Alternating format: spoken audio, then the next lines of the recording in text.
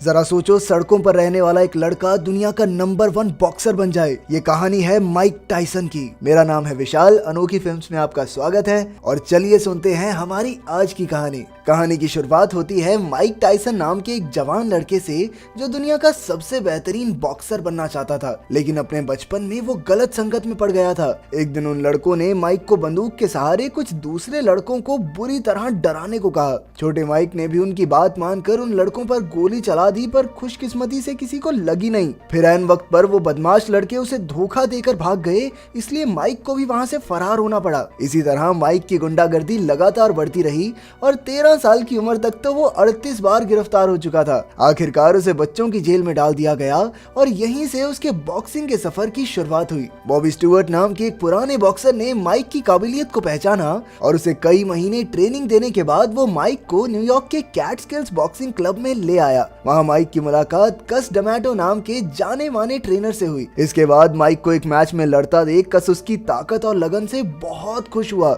उसने माइक को खुद ट्रेन करने का फैसला किया और उसे अपने घर ले आया। लेकिन उसके आने से कस की पत्नी कमील ज्यादा खुश नहीं थी, क्योंकि कस पहले ही वहाँ कई लड़कों को ट्रेनिंग देता था और अब एक और जिम्मेदारी के लिए वो तैयार नहीं थे। खैर, कस ने माइक को दुनिया का सबसे बेहतरीन बॉक्सर बनाने की ट्रेनिंग शुरू कर दी। एक दिन बेचारे 16 साल के माइक को पता चला कि उसकी माँ अब इस दुनिया में नहीं रही। फिर वो अपनी माँ के अंतिम संस्कार के लिए ब्रुकलिन पहुंचा, लेकिन वहां अंदर से टूट जाने के बावजूद भी उसने समय जाया नहीं किया और ट्रेनिंग के लिए समय पर न्यूयॉर्क लौट आया। उसने अपनी माँ की याद में घर के बाहर कबूतरों का एक घोंसला बनाया और इसी बहाने उनकी यादों को जिंदा रखा। फिर एक दिन कस ने आकर उसे हौसला देते हुए कहा कि एक सच्चा बॉक्सर वही है जो बिना अपनी भावनाओं के बारे में सोचे बस आगे बढ़ता रहे। इसके बाद उसने माइक को एक गोल्ड पिन दी जो उसे महान बॉक्सर मोहम्मद अली ने दी थी। इससे माइक में फिर से एक नया जोश भर गया और वो आने वाले मुकाबले के लिए जी तोड़ मेहनत करने लगा। इसके बाद हम देखते हैं कि 1982 के जूनियर ओलंपिक्स में माइक अपनी जिंदगी का पहला बड़ा मुकाबला लड़ने जा रहा था, लेकिन उसने सिर्फ 8 सेकंड्स में अपने ओपोनेंट को हराकर पूरी दुनिया को चौंका दिया। दूसरी ओर कस ने माइक को गोद लेने का फैसला किया था और हैरानी की बात तो ये थी कि कमील भी इसके लिए राजी हो गई, क्योंकि वो भी चाहती थी कि माइक हमेशा उनके साथ रहे। जब माइक न्यूयॉर्क लौटा तो उसे ये खबर सुनकर बेहद खुशी हुई। आखिरकार उसे भी कोई मिल गया था जिसे वो अपना परिवार कह सके। फिर अगले दिन कस ने उसे जिमी जेकब्स और बिल क्लेटन नाम के बॉक्सिंग मैनेजर्स से मिलवाया और कहा कि ये लोग उसके नंबर 1 तक पहुंचने के सफर में उसकी मदद करेंगे। लेकिन माइक के पहले मैच के बाद उसकी पुरानी गुंडागर्दी फिर से शुरू हो गई। अब वो ढंग से ट्रेनिंग भी नहीं करता था, इसलिए उसके ट्रेनर टेडी ने कस से इस बारे में बात की, लेकिन कस ने इस बारे में कुछ नहीं किया क्योंकि उसे माइक से काफी लगाव था। कुछ समय बाद टेडी की बहन ने उसे बताया कि माइक उस पर डोरे डाल रहा है और इससे टेडी बहुत गुस्से में आ गया। उसने उसी शाम माइक को उसके घर के बाहर रोककर उसके सर पर बंदूक रख दी और कहा कि आज के बाद माइक उसकी बहन के आसपास भी दिखा तो अंजाम अच्छा नहीं होगा। लेकिन माइक को तिनके भर का फर्क नहीं पड़ा और वो तो टेडी को देखकर मुस्कुरा दिया।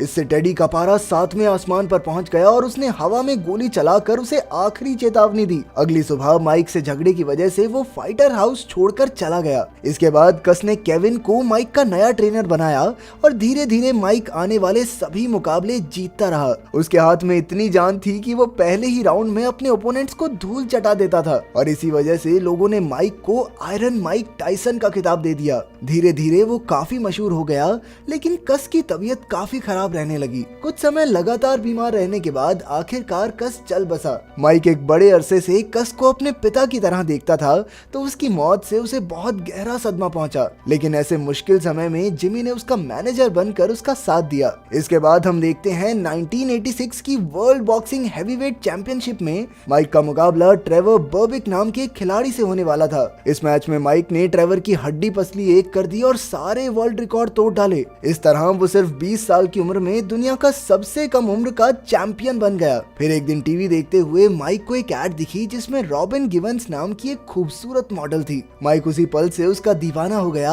और उसने तो रॉबिन को फोन करके उसके साथ बाहर चलने को भी कहा। एक दिन रॉबिन उसका मुकाबला देखने आ पहुंची, लेकिन माइक बहुत बुरी तरह लड़ रहा था क्योंकि उसके सपनों की रानी के वहां होने से उसका ध्यान बार बार भटक रहा था। लड़की का चक्कर बाबू भैया, लड़की का चक्कर। जब केविन ने ये देखा तो उसने माइक से कहा, बेटा देख, ऐसे खेलेगा तो मैच तो हारेगा ही और इसके सामने बेइज्जती होगी अलग। तो थोड़ा ध्यान दे ले। इसके बाद तो माइक ने जबरदस्त तरीके से सामने वाले खिलाड़ी को हराकर मैच जीत लिया। मैच के बाद माइक और रॉबिन लिमोजीन में बैठकर घर के लिए निकल गए और इसी तरह दोनों में करीबी बढ़ने लगी। अगर मेरे पास लिमोजीन हो तो करीबी तो मैं भी बढ़ा लूं, ज्यादा मुश्किल काम नहीं है। खैर जल्द ही उन्होंने अपने प्यार का इजहार पूरी दुनिया के सामने कर दिया। इसके 1 साल बाद माइक ने रॉबिन से शादी कर ली क्योंकि वो 3 महीने से प्रेग्नेंट थी। लेकिन माइक की ये खुशी ज्यादा देर तक नहीं टिकी। जल्द ही उसे खबर मिली कि जिमी की कैंसर की वजह से मौत हो गई है। इससे माइक को फिर से काफी गहरा सदमा लगा क्योंकि उसने एक बार फिर से अपने करीबी इंसान को खो दिया था। जब वो जिमी के अंतिम संस्कार पर पहुंचा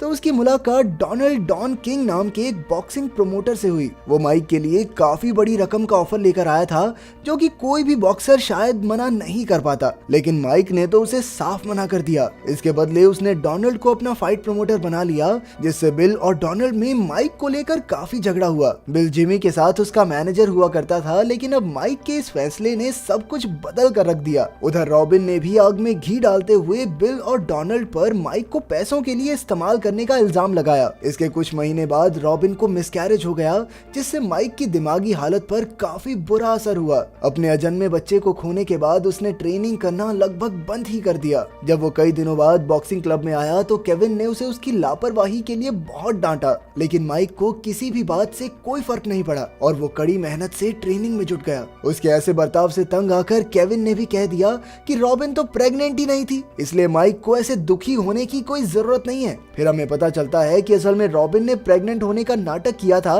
ताकि वो माइक से शादी कर सके। ये खबर हर जगह आग की तरह फैल चुकी थी, लेकिन इसे केविन के मुंह से सुनकर माइक आग बबूला हो गया। फिर उसने 2 ट्रेनर्स को बुलाया और उनसे मुकाबला करके अपना गुस्सा निकालने लगा। इसके बाद हम देखते हैं कि 1988 की उस रात को माइक की जिंदगी का सबसे बड़ा मुकाबला माइकल स्पिंक्स के खिलाफ होने जा रहा था। लेकिन मैच शुरू होने से पहले ही बिल को पता चला कि माइक ने उसे काम से निकालकर डोनाल्ड को अपना नया मैनेजर रख लिया है। फिर मैच में हमेशा की तरह माइक की जीत हुई और सारी जनता उसकी दीवानी हो गई। इसके बाद खबर आई कि माइक ने केविन से भी नाता तोड़कर डोनाल्ड के ट्रेनर्स के साथ ट्रेनिंग करने का फैसला किया था। फिर एक दिन माइक और रॉबिन एक टीवी चैनल को इंटरव्यू दे रहे थे, जहां रॉबिन कहने लगी कि माइक के साथ उसकी जिंदगी नर्क से भी बदतर है। और तो और उसने कहा कि माइक की बिगड़ती दिमागी हालत की वजह से उसने माइक से अलग होने का फैसला कर लिया है। बेचारा माइक वहां बैठा चुपचाप सुनता रहा और उसकी पत्नी पूरी दुनिया के सामने उसकी बेइज्जती करती रही। उधर डोनाल्ड, केविन और बाकी लोगों ने जब ये इंटरव्यू देखा